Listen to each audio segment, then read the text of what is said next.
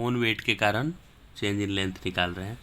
तो हम लोग क्या किए, एक्स दूरी पे जाके, ये लोअर मोस्ट पॉइंट से एक्स डिस्टेंस पे जाके और डी एक्स थिकनेस का एक पार्ट कंसिडर किए, राइट।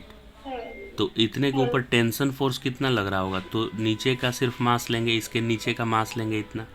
तो इसके नीचे का मास था मास पर unit length into x length, और जी मल्टीप्लाई कर दिए तो वेट हो गया, एरिया डिवाइड कर दिए तो वेट बाय एरिया स्ट्रेस हो गया, और यंग मॉडुलस डिवाइड कर दिए इसमें तो स्ट्रेन हो गया, क्योंकि stress by strain young modulus होता है। तो स्ट्रेस और यंग मॉडुलस नीचे आ जाएगा तो स्ट्रेन आएगा, और स्ट्रेन होता है चेंज इन लेंथ में ओरिजिनल लेंथ।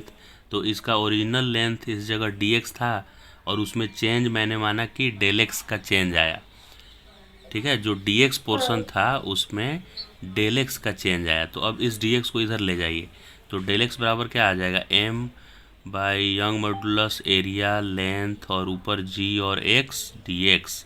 दोनों साइड में क्या कर देना है, इंटीग्रेट करेंगे दोनों साइड में, तो कांस्टेंट सब बाहर, मास g young modulus area length सब बाहर आ गया, और x का इंटीग्रेशन हो गया x² बाई 2, कहाँ से कहाँ तक, 0 से पूरा लेंथ तक, और इधर डेल एक्स करने से टोटल चेंज इन लेंथ मिल जाएगा मुझे, है कि नहीं। तो mg/y/a/l और अपर लिमिट पुट कर देंगे तो l²/2, 0 पुट करने की ज़रूरत नहीं है क्योंकि वो 0 ही आएगा, l से l कट गया। तो ओन वेट के कारण लेंथ में चेंज आता है mgl/y/a/2, mgl/y/a/2।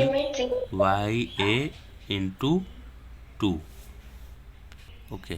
तो इसमें क्वेश्चन में दिया हुआ है यूनिफॉर्म रॉड है और उसका खुद का 10 kg दिया हुआ है मास। तो अभी हम लोग पढ़े हैं कि ओन वेट के कारण उसमें इलोंगेशन कितना आएगा, वही पूछा है कि find elongation in rod due to own weight. तो उसका आंसर होगा mgl/2ay।